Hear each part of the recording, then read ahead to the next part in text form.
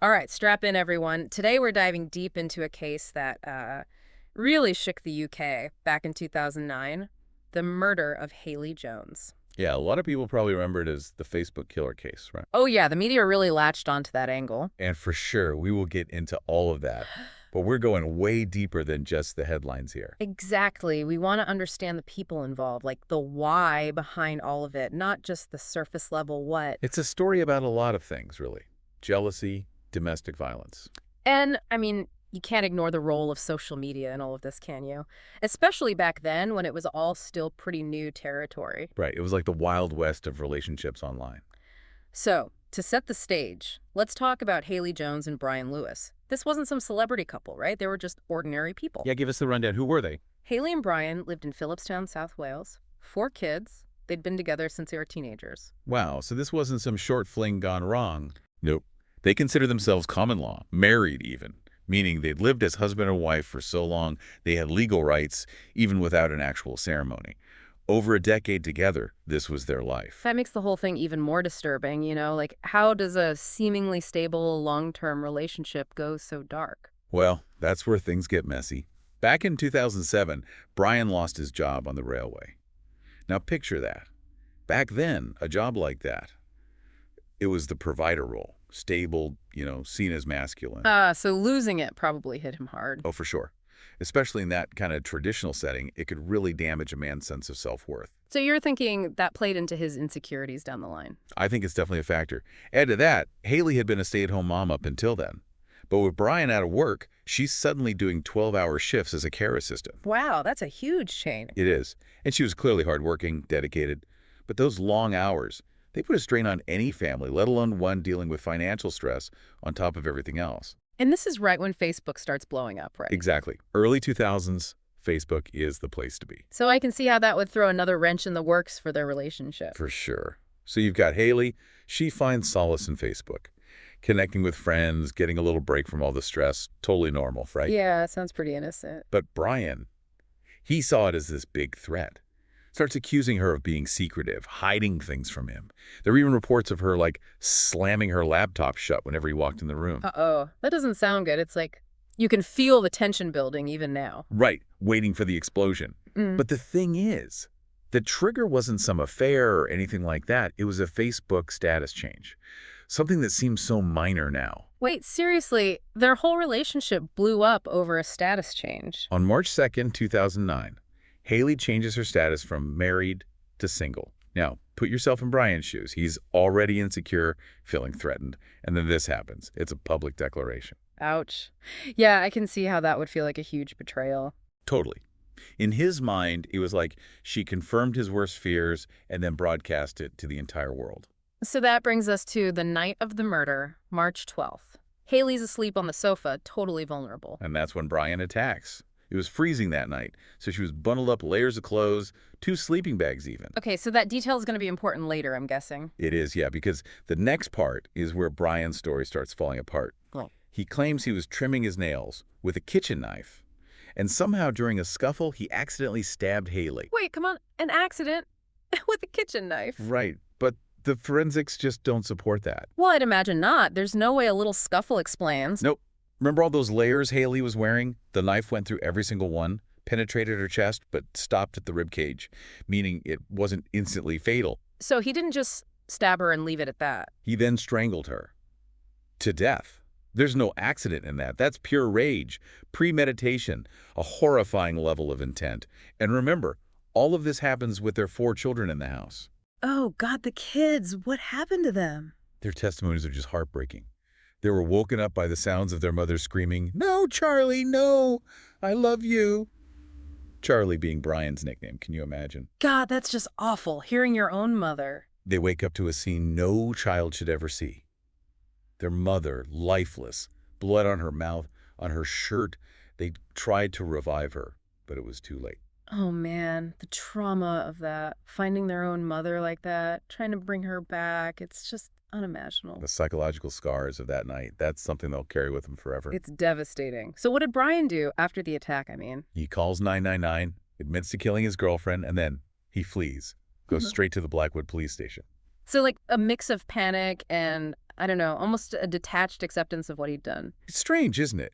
You've got a confession, a murder that's clearly premeditated. What happens at the trial? Does he try to deny it all? He does. Denies the murder charge, I mean. Right. Claimed it was manslaughter, a crime of passion, not premeditated. But I'm guessing the jury didn't buy it. Nope.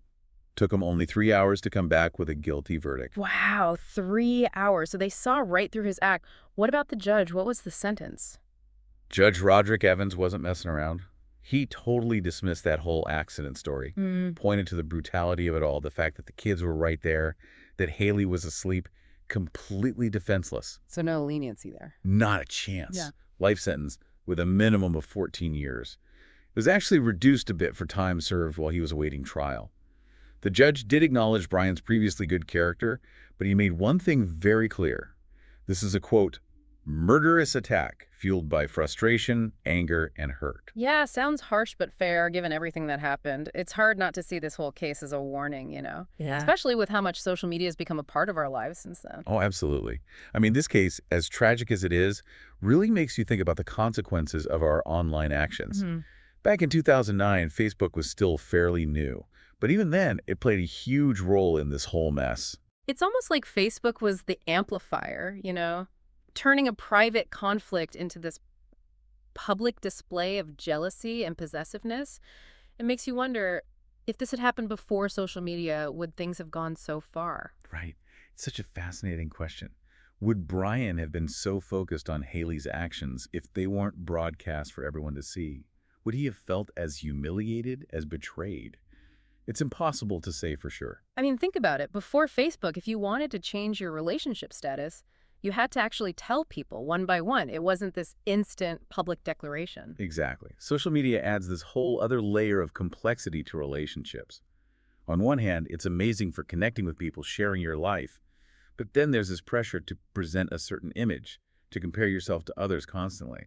And when those comparisons turn into insecurity and jealousy, well, things can spiral out of control pretty quickly. This case is a pretty stark reminder of that, isn't it? A cautionary tale from the early days of social media, but the message is still so relevant today. It really is. Yeah. And it's not just romantic relationships either. Think about how social media fuels jealousy and conflict between friends, families, even in the workplace. That constant comparison, the pressure to show everyone you've got the perfect life, it takes a toll. This case almost feels like a precursor to the kind of online harassment and cyberstalking we see so much of these days. The platform might be different, but the underlying motivations, the jealousy, the need for control, it's all still there. Couldn't have said it better myself. I mean, look at revenge porn, doxing, online shaming campaigns. It's like this whole new battleground for these age-old human emotions. So with all that in mind, how do we navigate this whole social media thing safely? How do we protect ourselves, our relationships? We can't exactly unplug completely, can we? Right. It's all about finding that balance, being mindful of how we use these platforms. Yeah. First things first, awareness is key. We have to understand the potential downsides, how easily social media can be used to manipulate, to control, to hurt. So educating ourselves about the risks, knowing the warning signs, that's got to be the starting point. What else? Communication is huge. If you see something online that makes you uncomfortable, if you're feeling jealous or threatened, talk to someone. Don't keep it bottled up. And if you see someone else being harassed or abused online, don't just stand by. Speak up, report it, offer support. It's about creating this culture of awareness and support, right? Yeah. Both online and offline. Yeah, exactly. Holding each other accountable, calling out bad behavior, and remembering that behind every profile, every post, there's a real person with real feelings. Our actions online have real-world consequences. Okay, so we've talked a lot about the dark side of social media, but let's shift gears a bit. Let's talk about Hayley. It's easy to get lost in the details of the crime, the trial. But at the heart of it all, there's this young woman whose life was tragically cut short. You're absolutely right. It's important to remember Hayley as more than just a victim. She was a daughter, a mother, a friend, someone who was loved and valued in her community. The sources describe her as hardworking, dedicated, a loving mom to her 4 kids. And her life was stolen brutally. It left her family devastated, her community in shock. I can't even imagine what her family went through, especially her mother, Sally. Losing her daughter and then having to raise her 4 grandkids on top of that. It really speaks to her strength, her resilience, and she's been very vocal about condemning Brian's attempts to contact the children from prison, basically saying he lost his right to be a father because of what he did. Good for her. Protecting those kids, making sure Hayley's remembered for who she was, not just how she died. It's a powerful message of hope, of resilience in the face of unimaginable tragedy. It shows that love and family can endure, even in the darkest of times. This case obviously had a huge impact on the community of Phillipstown. People were horrified that something so violent could happen in their own backyard. It really shook their sense of safety and security. And it forced them to confront the reality of domestic violence, which often happens behind closed doors. It's a reminder that these issues can affect anyone, no matter their social class, their background, where they live. Absolutely, it's a wake-up call. We need to be more aware, more proactive in addressing these issues, creating a culture where victims feel safe to come forward and ask for help. Right. We need more awareness, more education, better support systems. We need to create an environment where people feel empowered to speak up, to know that they're not alone. This case also sparked debate about the justice system and how it handles domestic violence cases. Some people felt Brian's sentence, 14 years minimum, wasn't enough, not for the brutality of what he did, for the impact on the kids. Sentencing in these cases is always tough. Judges have to consider so many factors: the severity of the crime, the defendant's past, the chance of rehabilitation. But you're right, no sentence can bring back a lost loved one or erase the trauma. It's a tough balance, trying to achieve justice while also recognizing that no legal outcome can really fix the damage that's been done. Exactly. Justice in these situations has to be about more than just punishment. It's about accountability, making sure people know that violence won't be tolerated. And it's about providing support and resources for the victims and their families. So after this deep dive into the Facebook killer case, what are some of the key takeaways for us? The big one has got to be the seriousness of domestic violence. How quickly it can escalate, the tragic consequences. We have to recognize the warning signs, support the victims, and hold the abusers accountable. No question. And we need to be so careful about how we use social media, how it affects our relationships. It's a tool. It can be used for good or for bad. It's our responsibility to use it wisely. And this case really highlights how crucial open communication is in any relationship. Bottling up those feelings of jealousy, insecurity, anger, it creates a toxic environment, and it can lead to violence. And lastly, it's important that we remember Hayley Jones, not as a victim, but as a daughter, a mother, a friend, a valued member of her community. Her life was taken far too soon, and it's up to us to honor her memory by working to prevent tragedies like this from happening again. Well said. This case, as heartbreaking as it is, it has some valuable lessons that we can all take to heart in our own lives, our own relationships. It's crazy, right? This whole thing happened over 15 years ago. I know. It feels like a lifetime ago. But the Facebook murder, it was like this huge turning point back then. Yeah. Looking back now, though, it almost feels like a preview of what was to come. It kind of does, doesn't it? The world we live in now, the lines between our digital lives and real life are so blurred. And it feels like the potential for harm has just exploded. Back then, it was a status change. Now, it's revenge porn, doxing, these whole online shaming campaigns.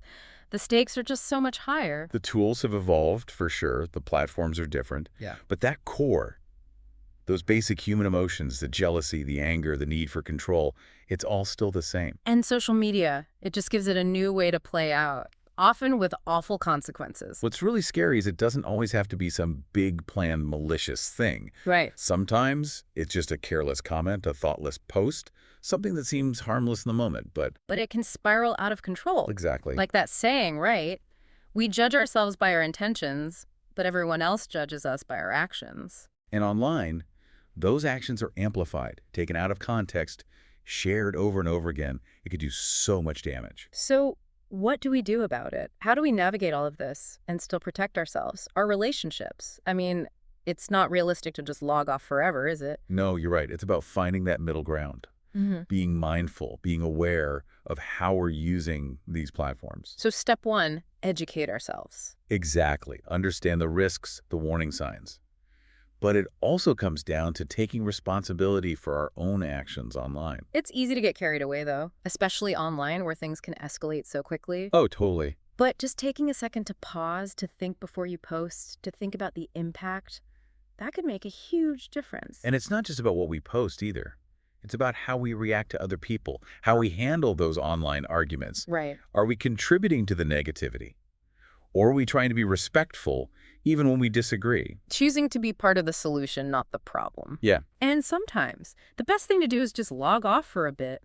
Step away from the keyboard. Remember, there's a whole world out there beyond the screen.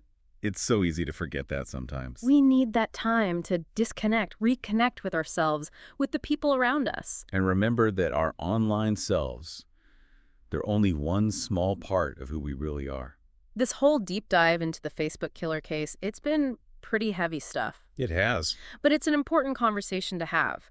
We need to be honest about the darker sides of human nature, about how our emotions can play out in this digital world. Because technology might change, but people stay the same. Jealousy, rage, that need for control, it's always been there. And it's going to find new ways to express itself no matter how much the platforms change around it. But we have a choice, right? We get to decide how we respond to those emotions, how we use technology, how we build and maintain healthy relationships in this crazy world. We have the power to create a better online world, a safer, more compassionate, more understanding one, for ourselves and for the generations coming after us. So as we wrap up this deep dive, we want to leave you with one question to think about.